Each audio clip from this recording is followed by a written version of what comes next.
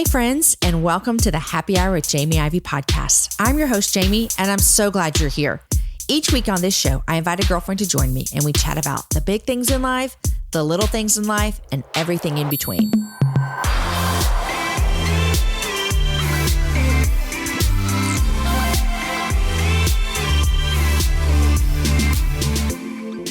I'd like to thank one of the sponsors for today's show, and that is Nations Photo Lab Prints. You know, your photos don't belong on your phone, you guys. They belong where you can see them. Right now, you can get 15 free square prints from Nations Photo Lab. Just head to nationsphotolab.com/print your photos and use the code HAPPYHOUR15. I recently did this, and it makes me so happy to put personalized pictures of my kids on the wall instead of just on my computer. Nations Photo Lab prints are made by photographers for photographers. You can choose from 4x4 or 5x5 sizes on their professional quality luster paper. Make every moment matter. Head to nationsphotolab.com/print your photos and use the code HAPPYHOUR15 for your 15 free square prints. Guys, happy February 13th. I'm glad you're listening to the show today. If this is your first time, I want to welcome you. If this is your 232nd show to listen to, I want to say, wow, thank you for showing up every single week. Our goal on this show is to give you a show that encourages you, that inspires you, and points you to Jesus. And today's show does exactly that. On today's show, I'm talking with my friend, Wynter Pitts' husband, Jonathan Pitts. If you've been listening to the show for a while, you know that it is an uncommon occurrence to have a man on the happy hour. The only man that's ever been on this show before has been my husband, Aaron. But today we're making an exception. Jonathan joins me, and we're talking all about Wynter. Wynter was a guest on my show all the way back on episode number 46. I encourage you to go listen to it after this show, or pause right now and go listen to it so you can learn how wonderful my friend Wynter was. We became friends when we traveled to Uganda together many years ago. I loved that woman, and she was going to even be a guest at my Happy Hour Live this past October. But God called her home on July 24th of 2018. So today when I sit down with Jonathan, we talk all things Wynter. We talk about grief. He talks about sitting in the present of that grief and not wishing to go back and not wishing to go forward, but letting God be with him in the present. That's probably one of my favorite things we talked about. And now he's working hard to continue the ministry that Wynter started called For Girls Like You. This show is unique in that we are talking about his wife and my friend who is no longer here. But what I know that you're going to see through this show when you listen is you're going to see a man who has not lost his hope or his faith in his God. And that is compelling and moving. So enjoy the show. Guys, before I get to the conversation with Jonathan, I want to tell you about Patreon. Patreon is a membership subscription service site. Basically, here's what it is. You join Patreon. We have 2 different levels that we offer you, and we give you more content. One of the things that we offer for our VIP patrons is an extra show a month called Jamie and Friends. Here's my vision behind this, you guys, is I just want to sit down with one of my real life girlfriends, have a conversation, and then let you hear it. You might be thinking, how is that different from the happy hour? Well, it's not that different, but also it's an extra show for you every single month. Last month, my friend Jamie Golden, you may know her from being co-host of the show, The Popcast, she joined me, and as you would expect, we had a lot of fun. Here's a little bit from that conversation. And listen, I was like, do I have an extra shirt on? Because I was like, I could cover the mic if I had an extra shirt on. And alas, it's just Spanx and this one shirt that I have on top of the Spanx. So there are going to be people who are not going to be on your team. And sometimes they're going to be people you love so very much. But even then, and it was hard because I'm a people pleaser who really wanted my parents to be proud of me. But even in the year, it took them about a year because they were just waiting for me to ask them for money. Because if I had ever had to ask them, and I was like, oh, I will strip on a pole before I ask my parents for money in the name of God. Like, of course. And now I took them on a vacation to Paducah, Kentucky. And so they're like, well, we're living that high life now. That high life with Jamie and her podcast money. That's so good.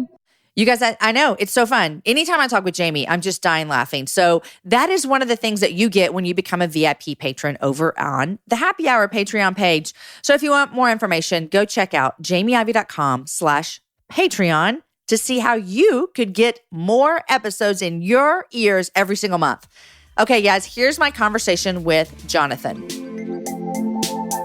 Jonathan, welcome to the Happy Hour. glad to be here. I'm going to tell you something. I haven't told you this ahead of time. I don't know if you know this. Oh, no, I'm going to cry. But no, you're not going to cry yet. We'll cry later, but you're not going to cry yet. I want to let you know that on the Happy Hour, this show is almost 5 years old. And I made a decision from the very get-go that I would only interview women. Oh, no. Am I the first guy? Well, my husband, okay, he gets a pass. Like, yeah, I was gonna say, we're one flesh. He's the first guy. He gets on. You're the only guy that I've ever interviewed and that I might ever interview. Are you serious? I'm so serious. Wow. I feel blessed. I feel inspired. I feel like I can't believe I'm the first. There's so many other guys I would think you should interview before me. So. But I only interview women. Yeah. It's just a thing. I just started that way with the Happy Hour, and it's how it's always been. Yeah. Well, I guess I'm just honorary standing in for my wife, maybe. Well, you are. I mean, we'll talk about that. But it's a joy to have you here. I'm glad to be here. I'm so glad to have you. So, for those of you that are listening, the reason that Jonathan is my first dude to ever interview is because I was friends with your wife, and Wynter went home to see Jesus. I actually wrote it down. She went, and tell me if I'm off here, 27 weeks and 2 days ago.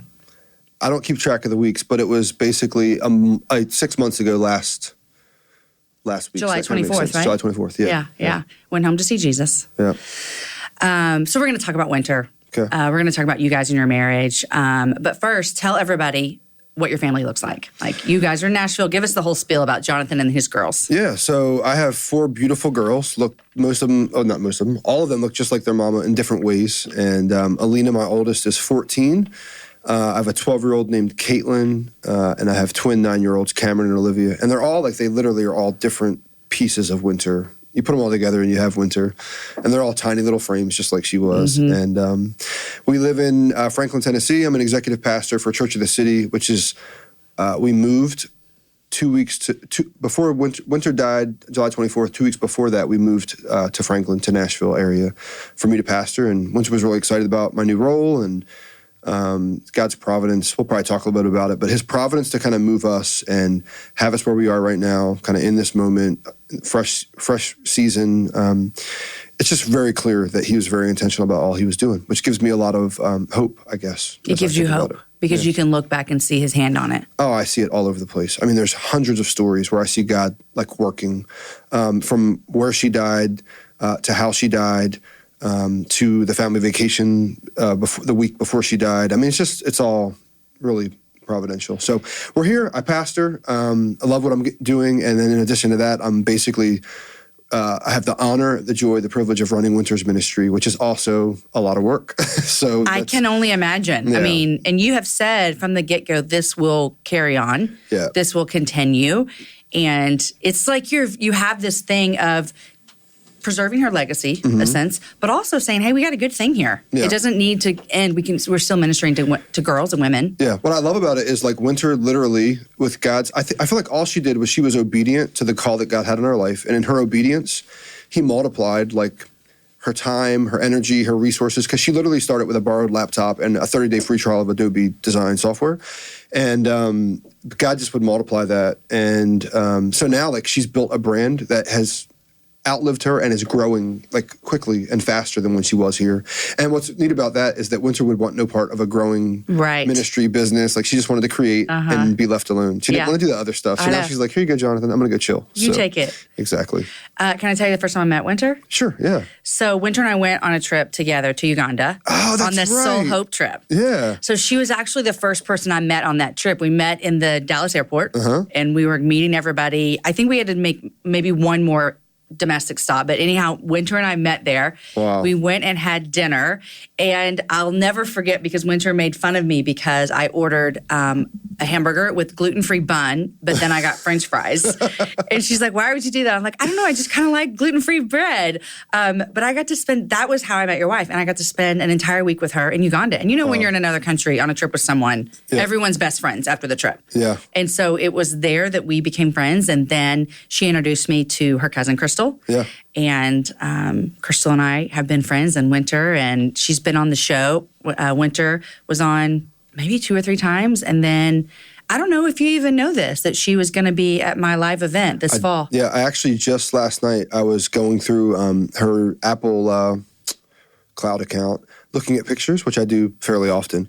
And I literally stumbled upon the video she recorded promoting the event. She's like, in October, I'm gonna be with Jamie. Yeah. You know, so anyway, yeah, I see things like that all the time. But what's funny is I thought you would have met her through Crystal or Priscilla, and I forgot that you were in Uganda. I was on with that trip with her. So I met her before I met Crystal or Priscilla. Yeah, wow. Which is great. Wow.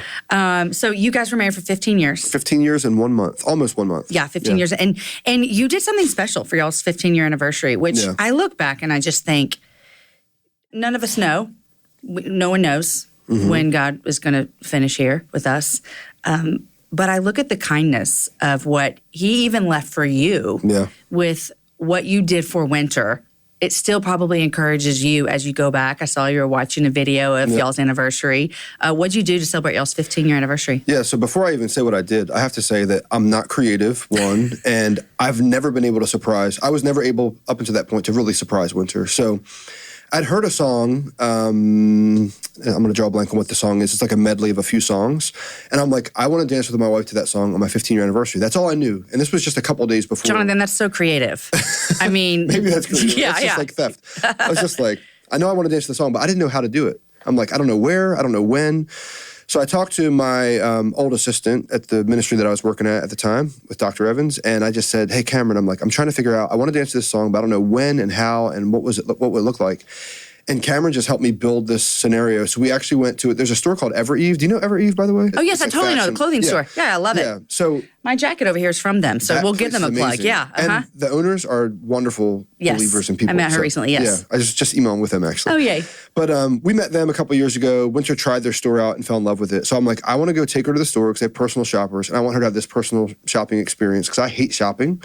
So I take her to do that. First surprise, we go shopping, just get a couple outfits. I don't nag her about money. I'm just like, whatever you want. Did that. And I did it well because normally I would do that and still be kind of nagging with my eyes. But I wasn't nagging at all.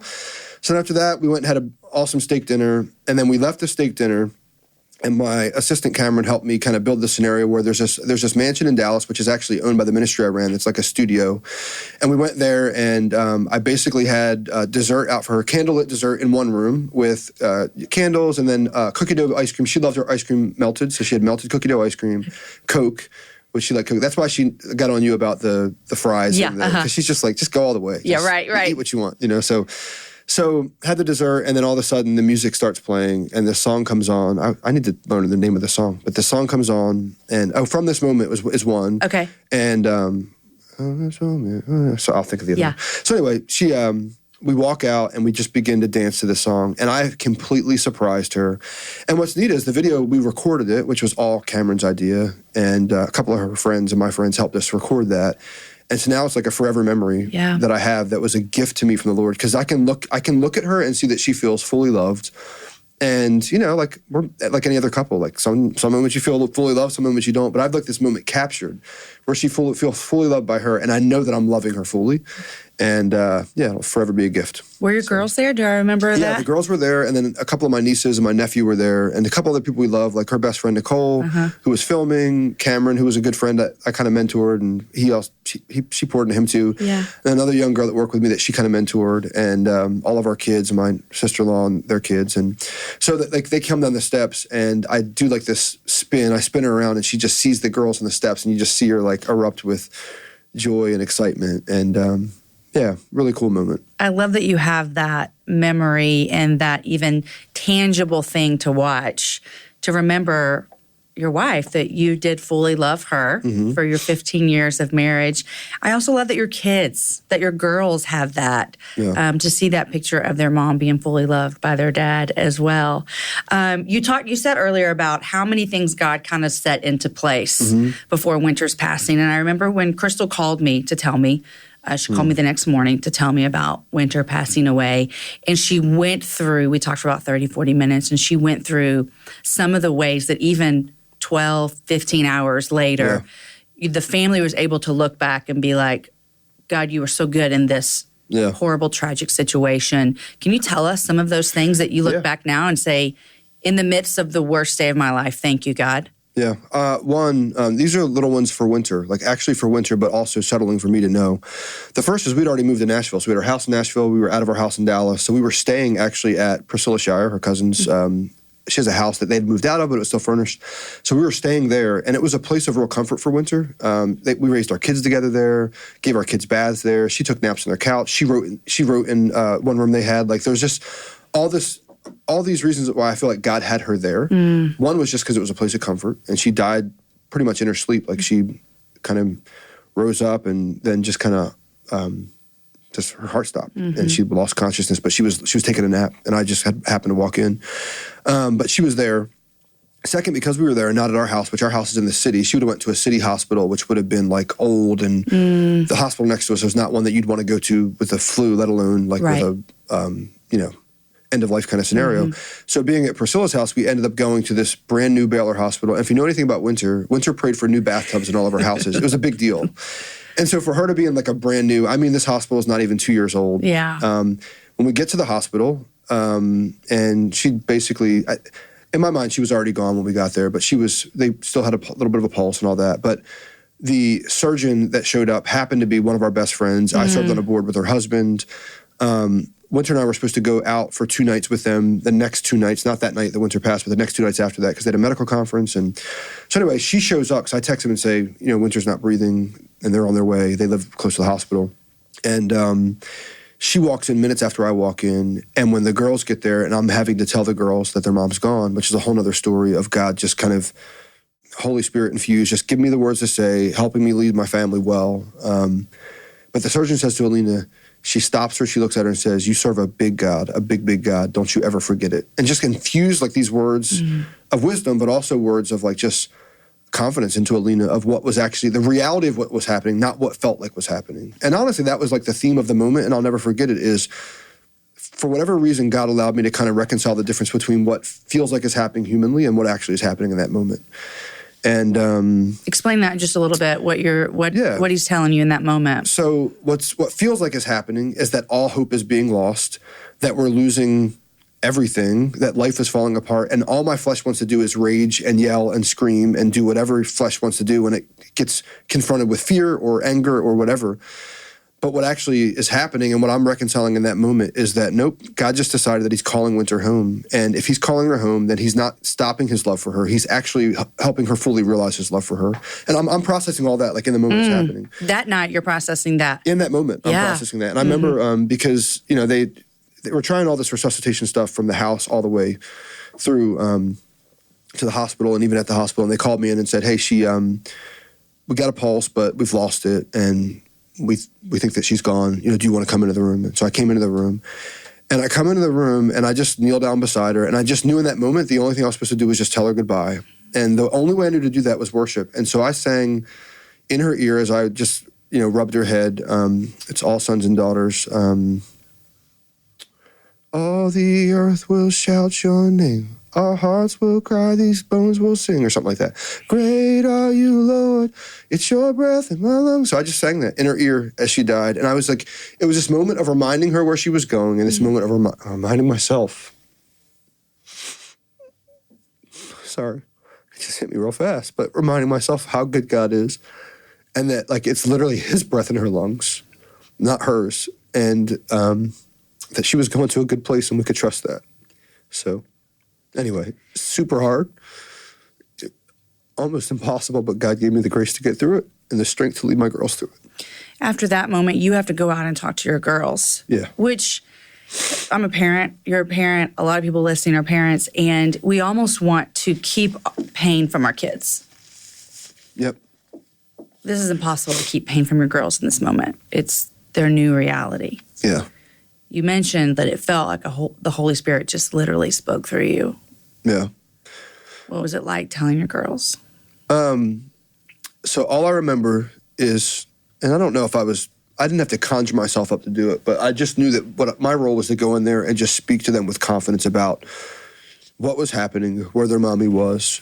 But then also, like, in addition to that, was just joining them in their pain. Like, it was the most painful moment of my life to date, and maybe will be forever. I don't know. Talking to your girls? Like, knowing that was what I had to do, was to go in there and talk with them. And having just watched Wynter die, and then going there to tell them, it was, like, I can't even, I don't ever want to have that moment again. But in it, like, I knew that God was there. And not only did I have to give them confidence, but I was just supposed to be with them in it. So I just joined them in it. And I remember like even that night, like, you know, all the Evans family, they were there. Crystal, Priscilla, Jonathan. I don't think Anthony was in town. I can't remember. But anyway, everybody was there. Family was there. Went back to my brother-in-law's house. Her brother had moved to Dallas 2 years ago from Baltimore, which was another beautiful story. But I went into the bedroom with them and just laid with them, and we cried together and we sang together. But what's beautiful about it is I remember like singing worship songs together, which was like really comforting for me and for them, was this realization that like we weren't alone in our pain. Like God was with us in our pain as well. And that's really been these last 6 months, is God has been with us in our pain. And the paradox between the sorrow that we feel and the joy that God's given us is like nothing I've ever experienced before in terms of like, those things exist together. Like they can coexist. Yeah, they can coexist. And it's not wrong to coexist. Like sorrow is okay.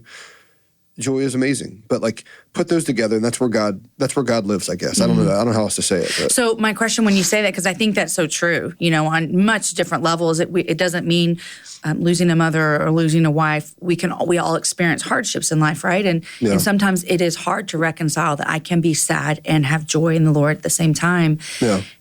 I think that is something I can imagine you trying to teach your girls that as well, because you want them to be sorrowful. Well, and trying to learn myself, because for me, like avoiding pain has probably always been a big part of my story that I've never realized until now.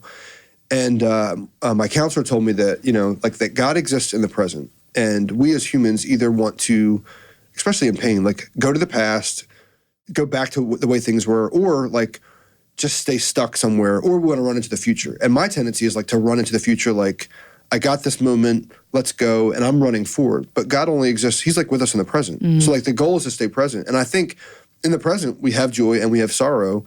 So like I can understand that when I hear, okay, joy and sorrow coexist, but that's where God is, because that's just the present. Like we're human. So we have all these different feelings, these emotions.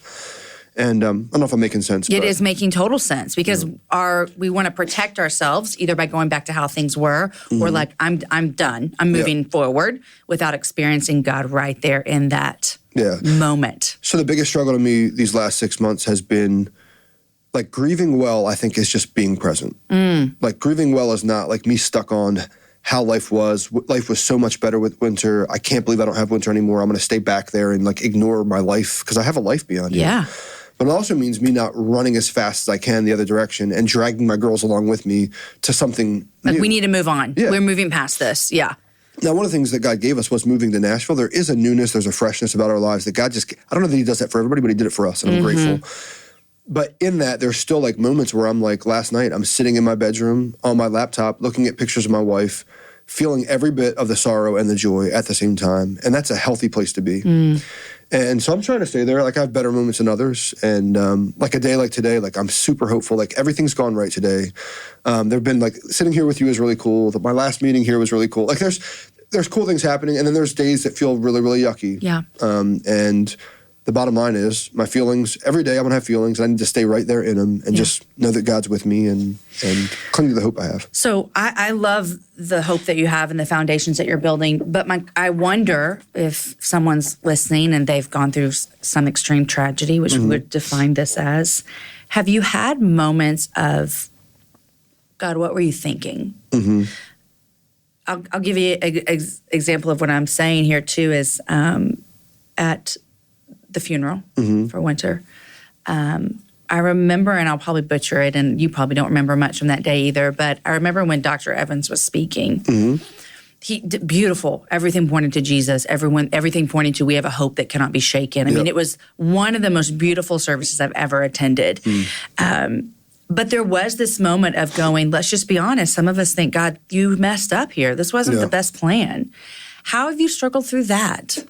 Yeah, honestly, because I remember I didn't watch it until probably November, but Dr. Evans and all of his kids did a which was powerful YouTube video together. Yes. It was a service. That was probably it was in between the funeral and her passing, right? It was the night after she died. So the struggle was, do we do the service? And a couple of his kids were like, no, and then a couple of his kids were like, maybe we should. And so the bottom line is they end up doing the service and they just made it about this moment. Like it was real and raw. Yeah, real and raw. One of the cousins was just like, I don't know how this is. Yeah, this can't be okay. That's Anthony. So I watched that. I didn't watch that until November because I couldn't pull myself to watch it. But Can we link to it? Is it still available? Yeah. It's okay, on I'll YouTube. link to it. Okay, good. It's got tons of views. So it's because it's raw. Yeah. It is not someone looking back. Yeah. It is we're walking. This is our hell right now. Yeah. So one of the things you notice about it is like all of Wynter's 4 first cousins that are on that stage with her uncle, they're talking through what happens and they all have different responses. And Dr. Evans goes, well, you're all built differently. And so like I think Priscilla's is her she's more hopeful. Anthony's more like, what the heck? And he's really honest about it. And they're all just a little bit different. And I feel like I'm probably, on that pendulum between like hopeful and, really ticked off. Like I'm probably leaning more center, but more hopeful side. So I don't think I've never really questioned God. Like, and he's also given me a ton of signs of like, I don't know why he did it, but he's been really intentional about how he's done it. So I just trust that. And I've not, at no point have I not trusted that. I've been frustrated in moments of like, now I'm dealing with my girls. My sister lives with me, but I'm a You're single dad now. To a certain degree. And so like I have frustrating moments of doing fatherhood by myself or, even like with her ministry, as much joy as it brings me, like I'm like moonlighting till 1 a.m. some mornings, like just trying to keep that together. I'm just like, Lord, like what the heck? You think we were so much better together is what it would feel like. Yeah.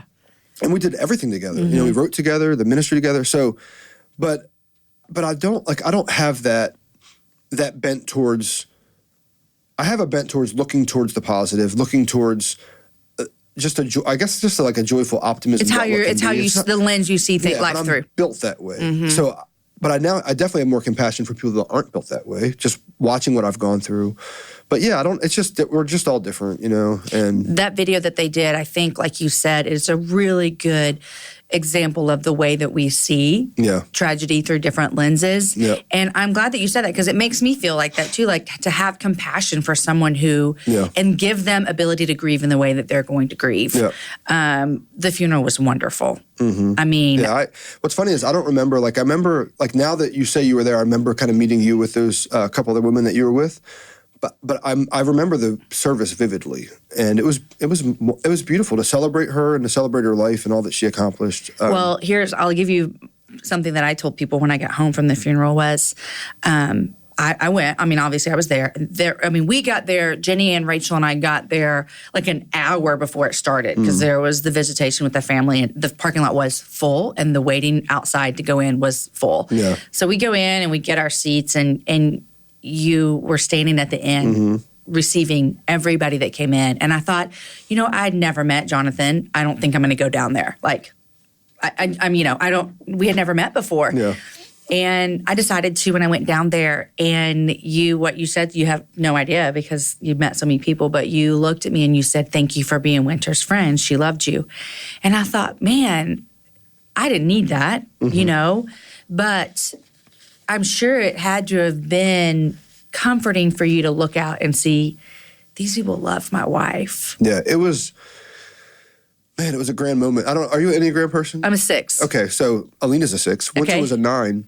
I would have guessed that. Yeah, and I think y'all talked about that in Uganda, actually. Maybe. She learned about the Enneagram in Uganda. Okay. So as a 9, like if there's a question that a 9 asks themselves is, does what I do matter? Does my life matter? Do I have significance? And I know that from being married to her, that was like a little bit of a struggle for her, even as much as God was using her. And it's hard when you're like, comparing yourself to Priscilla Shire. Yeah, I know. These are your cousins. Yeah, exactly. Every day is, it's like your best friend and she's Priscilla. Yeah, so what was beautiful about that moment for me is I'm just like, God, like I hope that Wynter's in heaven just looking and seeing how much like her life mattered, the significance that her life had in the kingdom, but just to the people that were around her and friends, and just to see for not being like a relational extroverted person, the level of depth of friendship that she had across a wide range and variety of people and things. And so I was grateful for that. So for me, like standing there receiving was just like welcoming an opportunity to live like, I don't know, just to live that experience out. I'll never forget this. I do remember this. Was my little girl next to me? Do you remember if one of my girls One of your girls was, yeah. So Caitlin, my 12-year-old, who is like the most extroverted, outgoing girl, like she's never met a stranger, beautiful personality. I noticed that she had walked up next to me, and where the other girls wanted to go backstage and kind of be away from all the limelight. It was a lot. It was a lot, It was too much. But Caitlin was like, no, I want to stay with Daddy. And I remember looking at her, and she's looking up at me, and she's mimicking me.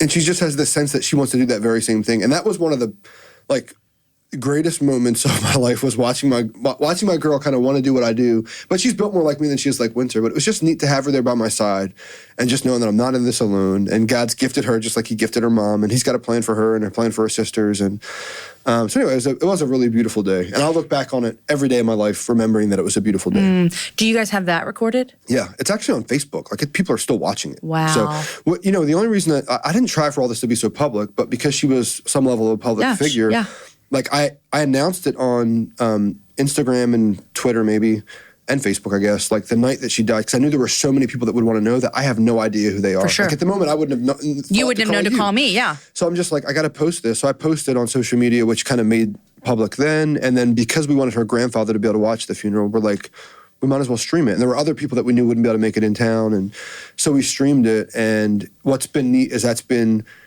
just as much of a ministry as anything else that she's ever published, quote unquote, you know? So just neat to know that God can use our life and he can use our death, that God's glorified in our life and he's glorified in our death. For sure. One of the things that I came away from the funeral was, and I don't know if someone said this specifically or I just kind of left feeling this, is, as believers, we know that God's word is true. And he says, I already have your days numbered. Like you either get 21 or 35 or 87. Like it's just already set, right? Yep. And I remember leaving there going, how old was Wynter when she passed away? 38. I remember leaving going, what God already knew and planned for Wynter was 38 years, and she used them so well. Yeah. And I just thought to myself, God, I'm 40, if I get 40, if I get 45, no matter where the end game is, I want to be able to say I did well with what you gave me. Yeah. And I remember leaving thinking, Wynter did well with 38.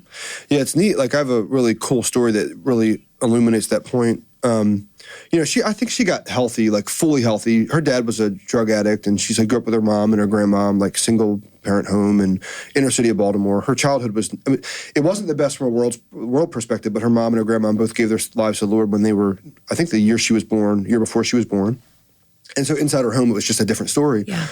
But, I think she got healthy and fully healed from like fatherhood wounds and all that stuff, probably like 29, 30. Like we're into marriage and like, but from that point on, it was like God just put her on this track. Like she was just like a racehorse for the kingdom, which was a beautiful thing to watch her live out her purpose and her calling that well. And the exclamation point on that was, she'd done her ministry. She's all, published to that point 8 books and mostly in the tween girl space. And we'd published one together, but our publisher asked if we'd write a marriage book. And I'm just like, I don't know. And Wynter's like, I don't know. And they're like, well, we don't want you to write a how-to. We want you to write a join us in the journey kind of thing.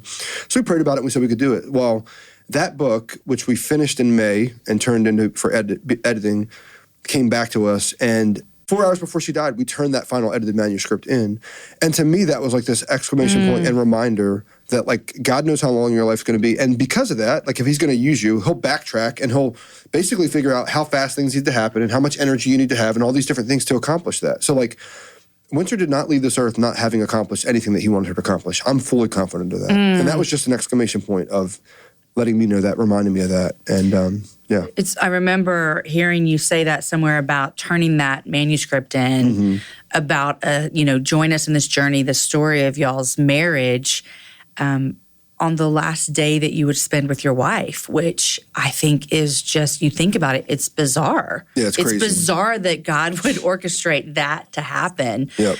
Did you ever, surely you never thought of, I don't want this to come out? Oh, no. Okay. No, like, honestly, like, I think most people are kind of in shock that I can function, and then they're in shock that I can talk about her so much. But for me, it's like, it's the greatest honor and joy of my life to be able to talk about her, talk about what we had, talk about the gift that God had given us in each other. So, like, I'll never stop talking about it. Like, that's kind of how I feel. And I'll never stop, wanting to put energy and effort in her ministry and just her life's work. And so, yeah, I never thought that, not once.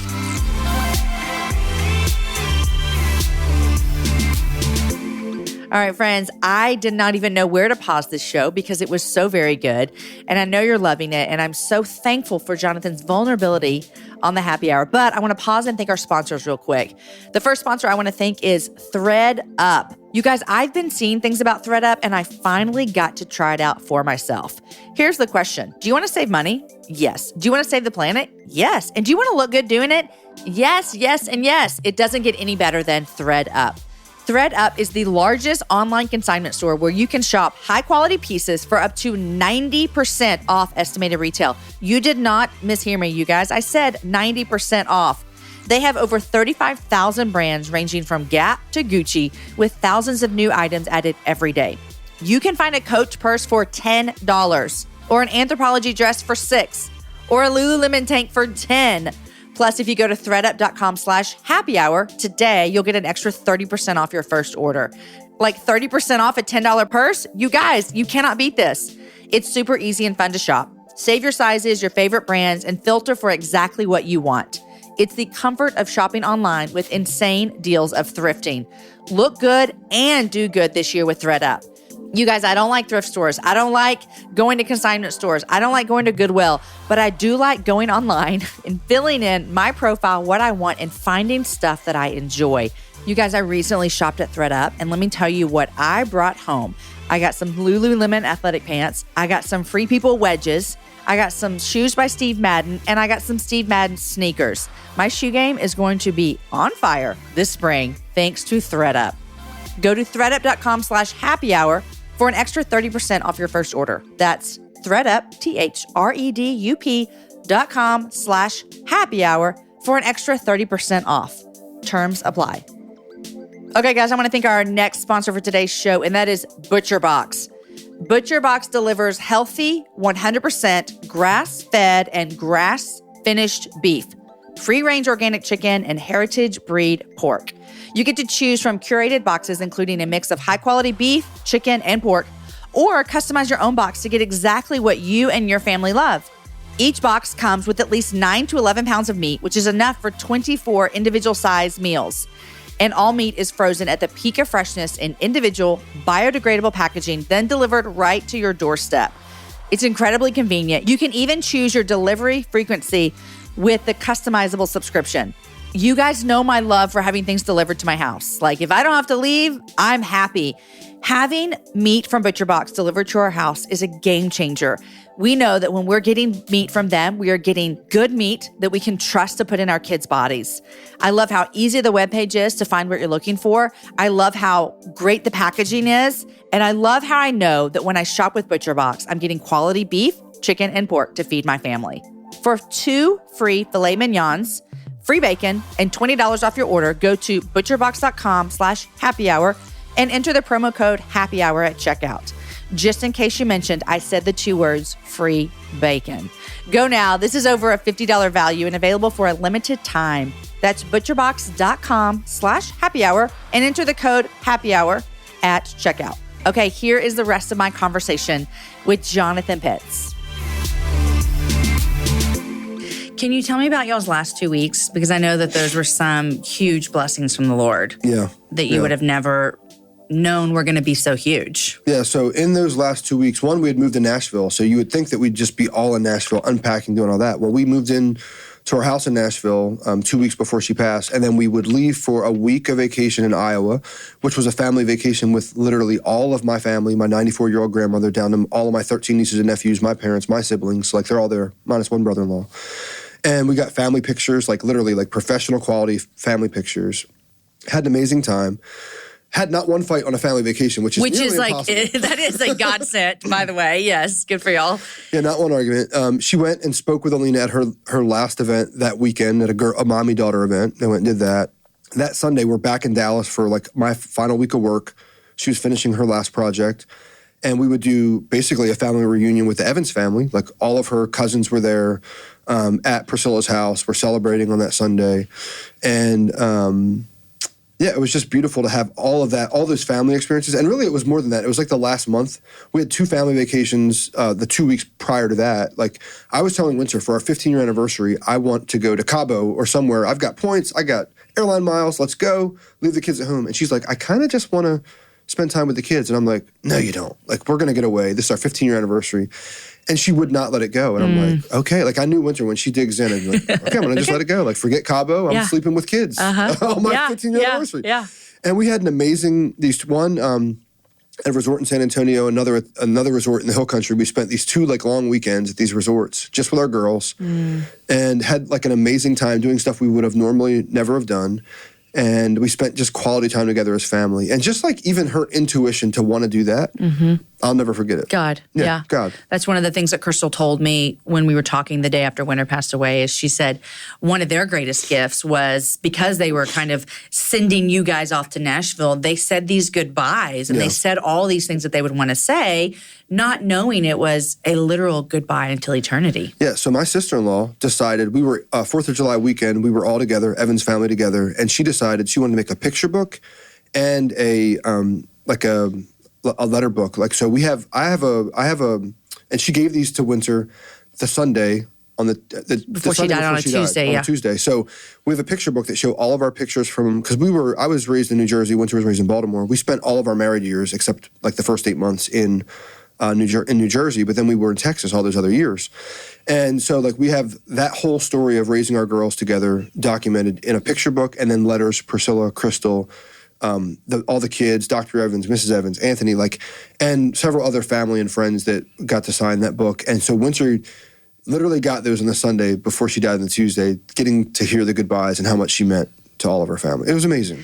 It's just, it's you look back and you go, God, we can't deny that you were setting this up, this hard situation, and you're saying, I'm going to show you that I'm here and that I'm for your family.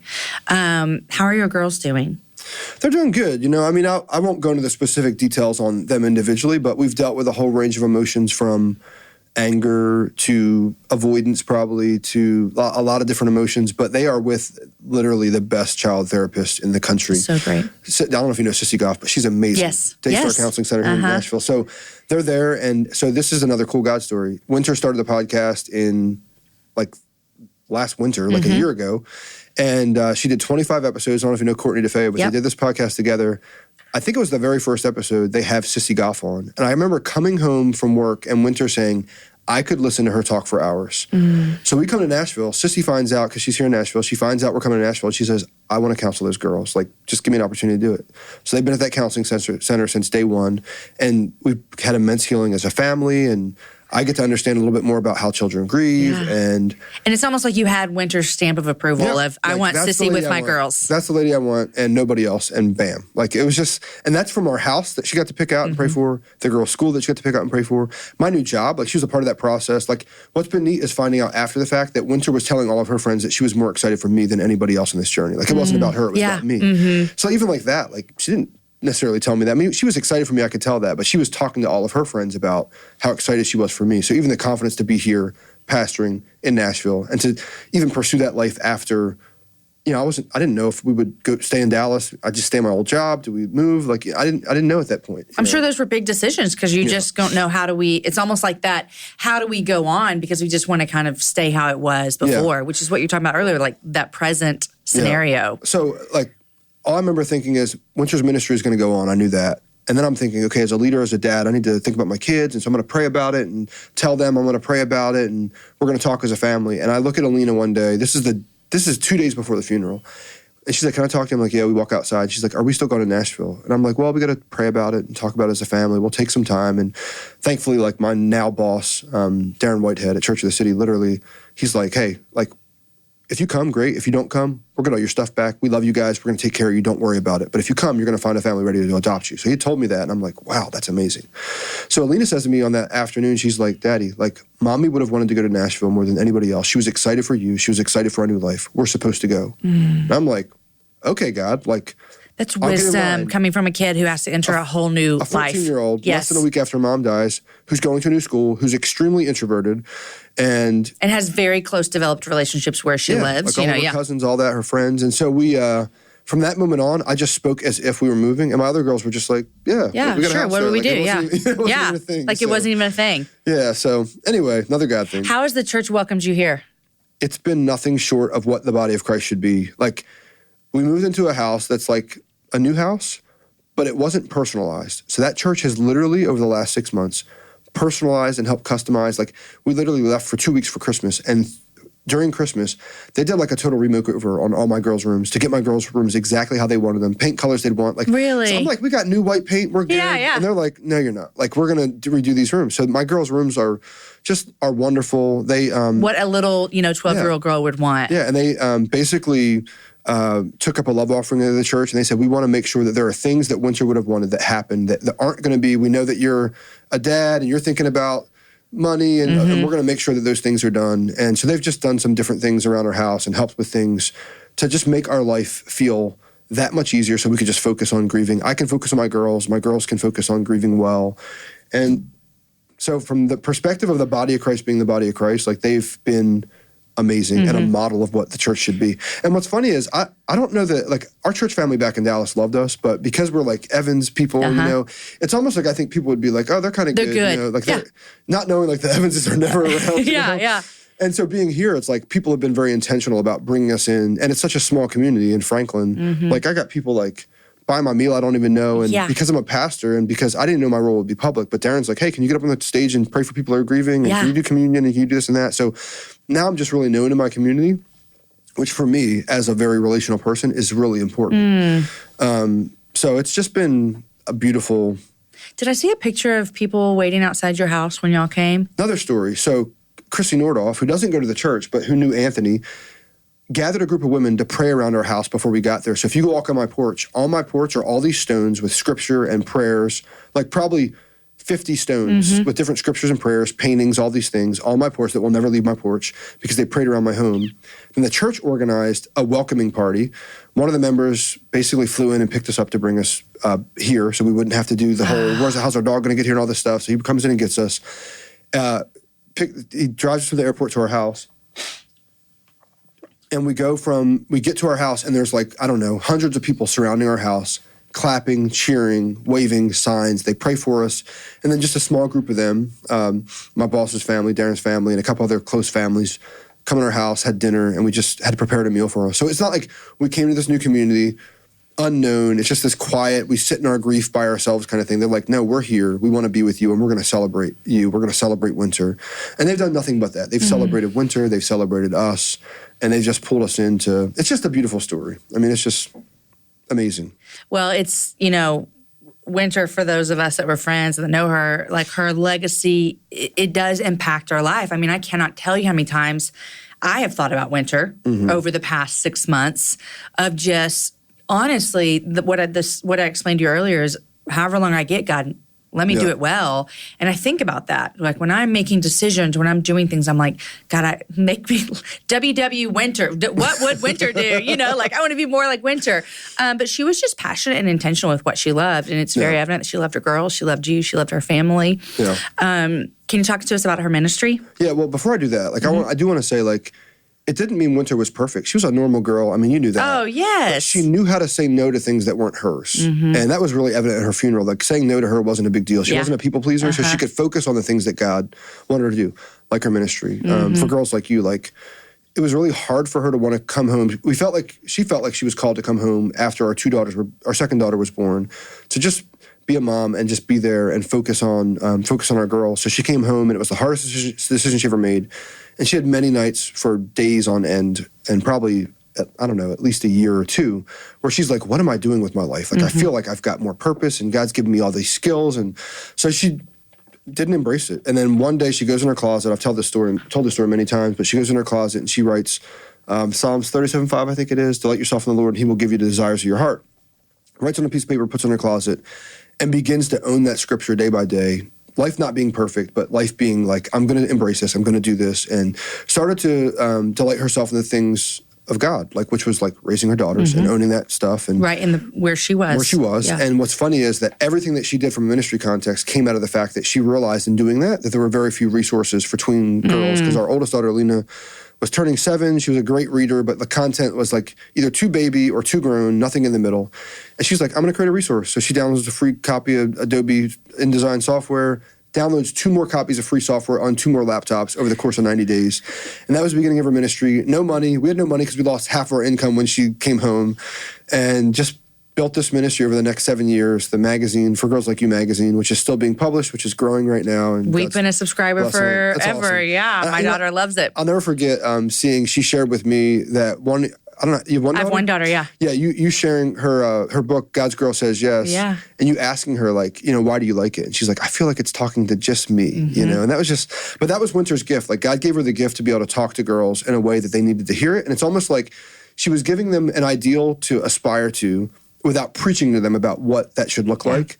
And she had a real gift for that. So, the magazine came out, started 8 years ago as barely a magazine. It was more like a little resource guide. Now it's like, we call it a real magazine. It is a real magazine. We hired an editor-in-chief in last February that worked on 3 issues with Wynter before she died, which was another move by God, Providence. And her name's Roberta. She's still running it. And now I'm basically in the process of taking all of Wynter's ministry, creating For Girls Like You Ministries, a nonprofit that'll do publishing, the magazine, plus some other resources, events, probably in partnership with event ministries and using our brand, and then mission trips, because events and mission trips were the 2 things she wanted to do that she never was able to do. So we're going to accomplish this. You're going to say, I'm going to do what you wanted to do. Yeah. Yep. Well, my daughter Story loves the magazine. Her name's Story. Her name's Story. Awesome. Yeah, so she loves the magazine, and she had read that book, God's Girl Says Yes, before Wynter passed away, and so I get to talk with her about my friend Wynter and tell her about it, and awesome. She got that book out again recently after Wynter passed away, and I talked to my daughter about it. I mean, my kids saw me grieving for my friend, and she said to me something like, she brought the book to me, and she's like, Mom, I'm still so sad that Wynter died.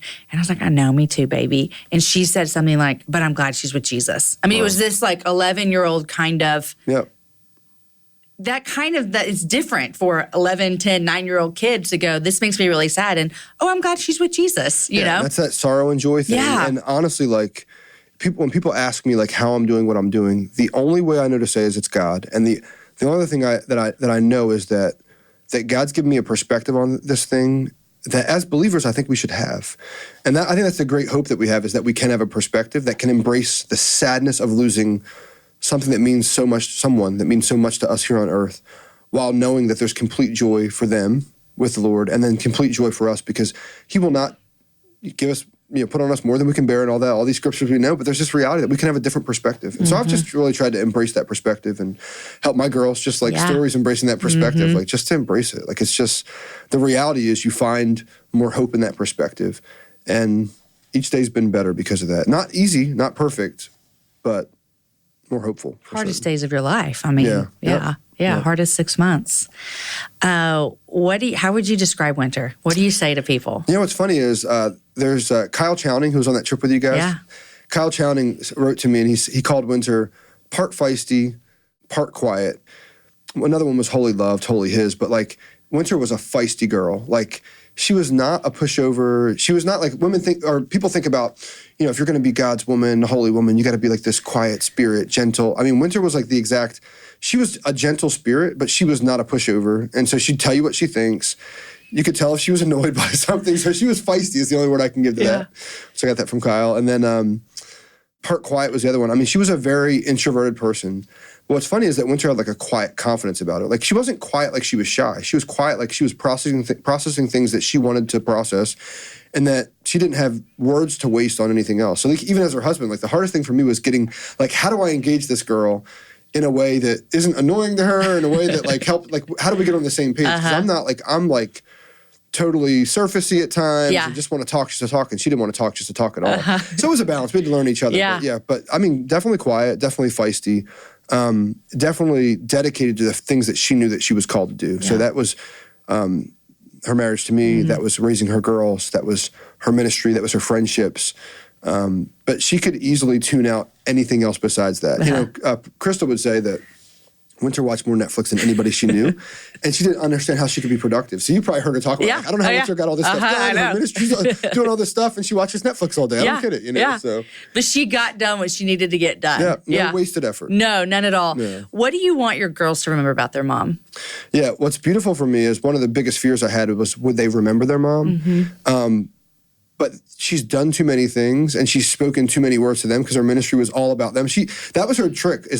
What she did was only for them. Right, but then other people benefited from it. You know, so the reality is that they'll never not remember her because she's done so much. But what I would want them to remember about her, obviously, first and foremost, is how much she loved them and how much she was motivated by their lives, and how much she poured into them. And I think because she poured so much into them so intentionally, that's just a byproduct of what she did. Yeah. You know? So I've got just great hope that's going to happen, that they will remember her. And the other thing I would love is that they, in a lot of ways, mimic who she was. Mm-hmm. The parts of her that they have, like that, I'm looking forward to seeing that lived out. I'm already seeing it lived out. Yeah. I'm looking forward to seeing it lived out. I remember, I think someone said that at the funeral. They looked at your girls and said, you get this great opportunity because your mom has left all of this for you. Yeah. Like her ministry, someone even said, I don't know who it was, said, your mom had this ministry to girls, but it was really to you guys, and then other people benefited from for it. girls like you. Exactly. Scott Wilson was the pastor's name that did just remarks, I guess. And that was the church we were at when she passed. And he literally was like holding her books out saying, yes, this is what she meant by this one. This is what she meant by this one. This is why she did this one. It's all for you. Yeah. And that was another beautiful God moment. So. Whose idea was it at the funeral to play the video of Wynter speaking? Oh, yeah. So that was her 9-minute talk at Q. She did it was actually really neat because she gave this 9-minute talk at Q, which I think was the epitome of God saying, I want your words to speak to this world. It was just like, Q's like a neat Christian forum for that. And so she did that talk at Q in April. And Gabe Lyons, who runs Q, basically sent that video to me 3 nights before the funeral and said, hey, you have to watch this. Like, you have to hear what Wynter's saying. He's like, it's kind of eerie. Like, just check it out. And as soon as I started watching, because you hadn't seen it or heard. I was there when she spoke it, but it was just, I know how it goes, and so I watched it, and I'm like, she's got to speak at her own funeral. Wow. And she's talking about the next generation of girls and her prayers for the next generation. And I'm like, there's nothing else, like, because I was going to give some remarks, and I'm like, there's nothing else that needs to be said other than what she's going to say. And that was probably one, I just got goosebumps again, remembering it. It was probably one of the most moving things, because I think we all, you, me, everyone, we want our life to have mattered. Yeah. We want our life to have impacted people for the kingdom. Yeah. And to see Wynter on the screen, like knowing that she was gone, you know, but we're looking at her and she's teaching about pouring in and teaching the next generation and what that matters. Yeah. It was, it wasn't eerie by any means. It was beautiful. Yeah. Because it was like, it feels weird because you're like, it feels like someone was speaking from the grave, but it wasn't. It felt like she was saying, here's what I leave you. Yeah. Like, here's what I want you to know. Yep. Yeah, it was beautiful. And she was beautiful. She looked bomb on that. She did look bomb. Look at you. Yeah, she did. On, little leather jacket. I know. Little boots. It was beautiful. And again, just another intentional thing by God, like giving her that opportunity to do that and kind of share like her life's message. Yeah, it was like this kind of mantra challenge. Yeah, in this highly produced kind of form. It's just really beautiful. Yeah, really beautiful.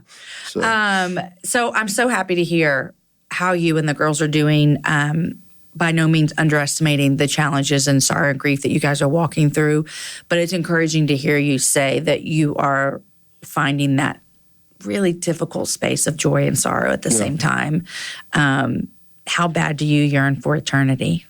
You know what's funny? I never ever yearned for eternity, like, not really, but now like I do. And I realized somebody called it the thin place. Like, I was talking to a lady from Colorado, and she was saying that Colorado is like this, it's the thinnest place between heaven and earth. And like, I feel like I'm living in a period that's like the thin place, like where I realize how close heaven is. And, I've never been a mystic, but I feel like I'm sort of becoming one because I'm like noticing all these signs about how close eternity is and how close Wynter really is even. Yeah. And I yearn for eternity. I yearn to see her again. I yearn for my girls to see her again. I start thinking about other family that she's with right now. Like that's the beautiful thing about the reality of heaven is we don't just believe that our loved one, with the spouse or child is in heaven, but they're actually there with other, the other saints that have gone before. The saints that have gone before, the great cloud of witnesses, all of that, like that. I start feeling like really old school, like all that growing up, just thinking about Hebrews and just how close that place is. So I more than ever. And what's funny is, me and Alina were boarding a plane. She was going to, I think, sing somewhere, and it was a lot of bad weather, and I'm like, are you scared? And she was like, no. She's like, because if I die, I'm just going to be with mommy. And I was like, that's a great perspective. True story. Yeah. True story. Yeah. So just, again, perspective is everything. But I'm really, I'm thankful for where I'm at with my girls. And I know that God's got another story to tell through us here. It could be only another year for me. I don't know. 5 years, 10 years, 100 years, whatever it is. But like, I'm hopeful about the future, but I am hopeful about eternity beyond this earthly future as well. Yeah. Well, what I see to be really evident here is something that is super encouraging me in the faith is that God can use all things for his glory and for his good. All things. And I think that is this hard doctrine that we kind of like stand on and we believe it and we say it and it sounds real churchy until we're in the midst of something truly difficult. And when that still holds true in the difficultness is when my faith is encouraged. You know how many conversations I've had with people that would never even go to church, go through the doors of a church, friends of mine that gave up on faith. I mean... Because of Wynter's death. Because of Wynter's death and because of them watching our family go through this very publicly, I've had more opportunity to talk about the Lord than I ever had before. So for us, like, for churchy people, like, we're kind of bitter about it. And God's like, I'm using that. Like, using your, like, I think about the scripture, for the joy set before him, he endured the cross. Like that Jesus endured pain and hardship and difficulty, all because he knew there was joy coming in the end. Yeah. So I think about that even in my perspective now. It's like, okay, like, if that's what Jesus did, I'm not Jesus, but if that's what he did, that's what I'm going to attempt to do is endure the pain right now because I know there's joy. Like Wynter's there's this eternal glory that we have. She has that now, but God's working that in my life and others' lives through this pain. It's not like that pain's not wasted. Yeah. I also think there's too, and this could be a longer conversation that we don't have time for, but I think there's this idea that somehow we've bought into the lie that we all get 85 years. You know what I mean? Yep. And God is like, no, I'm in control of all of this, and I have actually set apart how long you'll be here. Yeah. And I think it's a hard thing as a mom because I'm like, please let my kids, I don't want to bury a kid. Yep. I don't want to bury my husband. But at the end of the day, we're saying we want to be able to say, God, I trust you with what you have already said is best. Yeah. And that's difficult. And it's like, honestly, it's us buying into like this American dream of like, I'm going to get to 60 and retire and then I'm going to live 25 more years and play golf or do whatever it is. And the reality is that's not like, God says your days are marked, they're numbered. Like, surprise, it's in the Bible. You know what I mean? Yeah. So it's just like, not that makes it, I would love to have 15, for sure, 30, 45 we would all want years Wynter to be back here, But it's just like, we don't get to shape that. And it's not like God promised us that. Like, it doesn't say that anywhere in the Bible, So, so. Well, you know what? I am, and I think I told God this shortly after Wynter died, I'm just so thankful that in the whole people in the world that I was allowed to be her friend. Wow. And so she was a joy. She was kind and challenging and just fun to be around. Yeah. And so she inspired me as a mom to a daughter. And so I'm thankful for the years that I had with her. And I know you are as well. I am. And I'm honestly like thankful for your friendship with her. It's really neat to watch. Like, I think about you and the busyness of your life and how easy it would be to miss, whether it be certain people or certain things, and just the intentionality, just to be like, you know what, I want to, invest in a little bit of that and a little bit of her or spend time with her. I mean, she was an easy woman to love. She was. Everybody did, but thank you for loving her. And I know that she loved you. I spent a time in your house filming something with Wynter and Crystal. In my house? Yeah, with Wynter and Crystal. I probably at work. There were no kids there. But the funny thing about it is I had my son with me. I'd come up to speak at a conference and I brought one of my kids with me. And so I was like, we have to go do this video thing first. He spent the entire time we were videoing he had this little back TV room with your mother-in-law. Oh, and they were hilarious. watching TV. And then he was like, she fell asleep. And it was kind of funny. When I was talking about Wynter, he was like, is that who I sat in their TV room and watched who knows what with her mom? So yeah. Grammy, we call her. Grammy. So Caden and Grammy hung out. That's awesome. At one point or another when I was at your house with Crystal and Wynter during trouble. But Jonathan, thank you. Yeah, thank you for having me on. And thank you for letting me be like the only male besides your husband. You're the only. And I can't think, I have this weird, you don't know this about me, but my listeners have this weird crush with George W. Bush. And so if George wanted to come on, he would be welcome. Yes. But I'm honored. I'm honored to have you. I'm honored to also just continue to share Wynter's story and share the life that she had and the ministries that you're going to continue with for girls like you. The book that you guys just released in January, Emptied, like it's just a joy to be able to talk to you about what you guys are continuing to do, even with Wynter not here physically. Well, thank you for your investment in her and in us, and I appreciate you. Thanks for coming on. Yeah. Guys, let me remind you about ThreadUp. If you want to save money, if you want to save the planet, and you want to look good while doing it, then it doesn't get any better to do all three of those things than ThreadUp, the largest online consignment and thrift store. Shop over 35,000 brands at up to 90% off estimated retail. Go to thredup.com/happy hour for an extra 30% off your first order. That's thredup.com/happy hour for an extra 30% off today. Friends, I hope that you were as encouraged through my conversation with Jonathan as I was. The way that you can tell that Jonathan cherished and loved his wife and also stands fully understanding and believing that God is still good in the midst of this tragedy. I was encouraged, I was challenged, I was inspired, I was pointed to Jesus the entire time. Everything he said, and he said it a few times, was grief is not easy, but he still trusts that God is here. That is something that I think we can stand on in the midst of whatever your tragedy might look like today. It may not be the loss of a loved one. It may be the loss of a job or a dream. And we can stand and say that, God, you are good in the midst of the hard. Thank you, Jonathan, for trusting us with your story. Man, I loved your wife. Oh, I loved her so much. You guys, today's show was edited by Chris with Podshaper, and the music was developed for the show by Matt Graham. Next week, my guest is Lisa Leonard. Lisa has been running Lisa Leonard Designs for years upon years, and now she is an author. She released a book called Brave Love a couple weeks ago. Lisa and her husband stopped by my office in Austin, and we sat down and had a beautiful conversation about what it looks like to love yourself well and love those around you. You're going to love our conversation. You guys, enjoy your week. If any of you young girls are going to be at Therefore this weekend, I'm actually going to be there with Wynter and Jonathan's oldest daughter. She's going to be there with us. But if you're at Therefore, please come and say hi. You guys share the show with a girlfriend. Have a happy hour with a friend. And I will see you back here next week with my friend, Lisa Leonard.